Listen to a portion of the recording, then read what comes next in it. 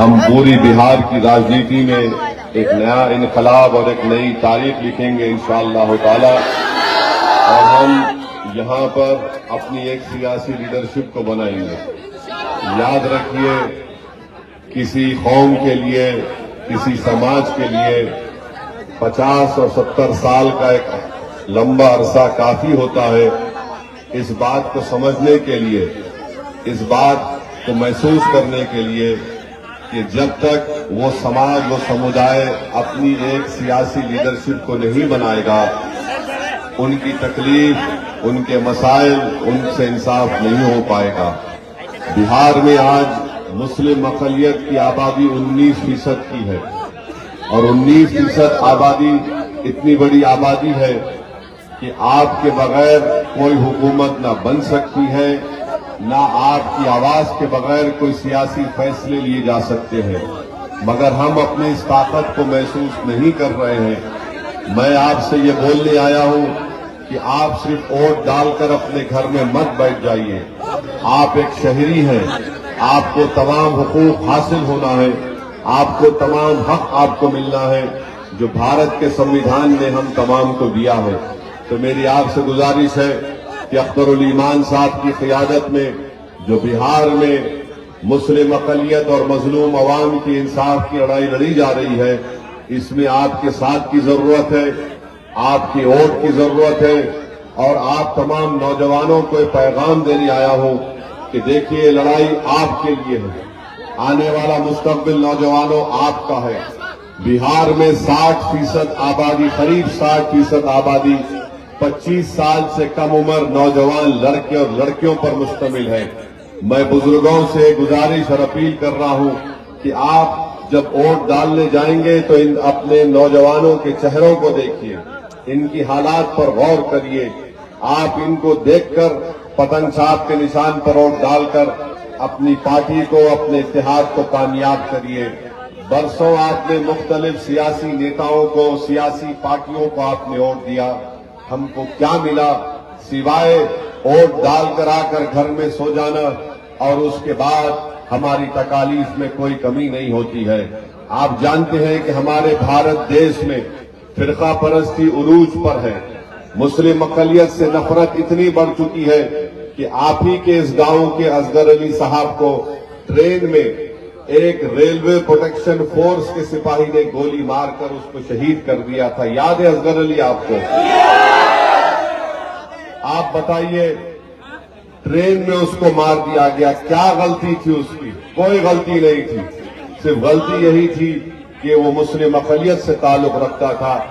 مجلس یہ چاہتی ہے کہ ہم کو انصاف ملے، ہم نہیں چاہتے کہ آپ ان نفرت پھیلانے والی طاقتوں کا ساتھ دیں۔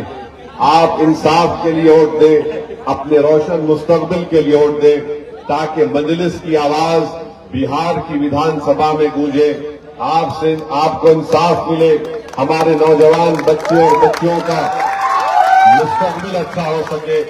یاد رکھیے، مجلس نہیں چاہتی کہ بہار میں دوبارہ بی جے پی اور نتیش کمار کی حکومت بنے، اسی لیے اخترالایمان نے لالو پرساد یادو کو، تیجسوی یادو کو خط لکھ کر کہا کہ آپ ہم کو اتحاد ہم سے کر لیجئے۔ ہم نے دوستی کا ہاتھ ان کی طرف بڑھایا۔ اخترالایمان نے تیجسوی یادو کو خط لکھ کر کہا کہ مجلس کو بہار میں صرف 6 سیٹ دیجئے، اگر آپ مکھیہ منتری بنتے ہیں یا آپ کے انڈیا الائنس کو ستہ ملتی ہے تو مجلس کے ودھائک کو منتری مت بنائیے۔ آپ صرف بی جے پی کی فرقہ پرستی کو روکیے، یہاں پر انصاف کریے 19% آبادی سے۔ اگر اس کے باوجود بھی تیجسوی اور لالو پرساد اور ان کے خاندان کے لوگ ہماری اس دوستی کی پیشکش کو قبول نہیں کرتے، اور دوبارہ اگر خدا نخواستہ مودی کا آدمی یہاں پر مکھیہ منتری بنے گا تو آپ کو معلوم ہو جائے گا کہ کون مودی کو بہار میں آنے سے روک رہا تھا اور کون مودی کو بہار میں کامیاب کرنا چاہتا تھا۔ یہ بات میں آپ کے درمیان میں کھڑے ہو کر کہہ رہا ہوں۔ بار بار الزام لگاتے، جھوٹا الزام، بی ٹیم، فلاں ٹیم۔ ارے بھائی، ہم بی ٹیم نہیں ہے، تمہاری وجہ سے بی جے پی کامیاب ہو رہی ہے، ہماری وجہ سے نہیں ہو رہی ہے۔ कभी यहाँ के मुसलमानों ने आपने कभी बीजेपी को वोट दिया? तो कैसे भाजपा का आदमी जीत जाता है? जीतता इसलिए है कि ये जो तेजस्वी का जो वोटर है वो मोदी के गोद में बैठकर चाय पी रहा है। इस बात को समझिए आप। ये अपने वोटर को नहीं समझा सकते और आकर ओवैसी पर उंगली उठाकर इल्जाम लगाते। हम तो दोस्ती का हाथ बढ़ाए हैं, मगर याद रखो ये कमजोरी की निशानी नहीं है।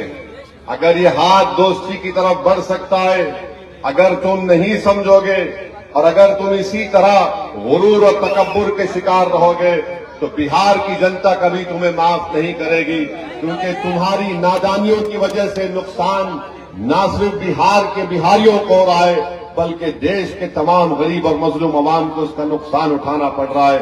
बहरहाल मेरे अजीज दोस्तों, बुजुर्गों, आप तमाम का बेहद शुक्रिया, आप यहाँ पर आए।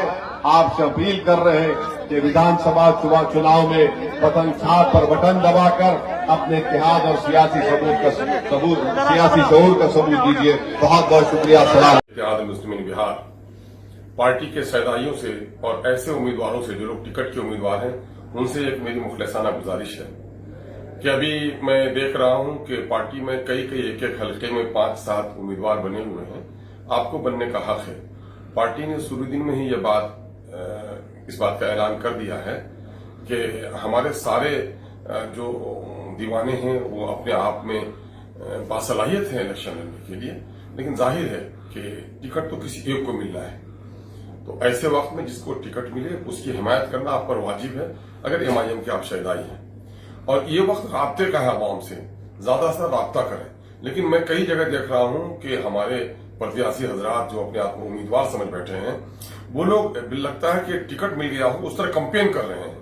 मैं समझता हूं कि यह तरीका शायद मुनासिब नहीं है, चूंकि किसी एक को टिकट मिलना है और बहुत ज्यादा इस अंदाज से मैदान में काम करेंगे तो टिकट न मिलने की बुनियाद पर मायूसी हाथ आएगी और दूसरे लोगों की आप जरा सा भी तनकीद का निशाना बनेंगे तो आपकी तबीयत तल्ख हो जाएगी। इसलिए मेरी गुजारिश है कि जब तक टिकट आपको नहीं दिया जाता है, आप लोग अपने कैंपेन को या अपने राब्ते की मुहिम को उसी अंदाज से करें कि आप उम्मीदवार बनाए जा सकते हैं। लेकिन जो लग रहा है 5 गाड़ियां, 7 गाड़ियां, 10 गाड़ियां, इससे ऐसा लगता है कि टिकट आपको कंफर्म हो गया हो। इससे मैं समझता हूं कि आवाम के दरमियान में इस बात को लेकर चेमी गोइयां भी हो रही हैं और ये पार्टी के लिए भी मुनासिब है।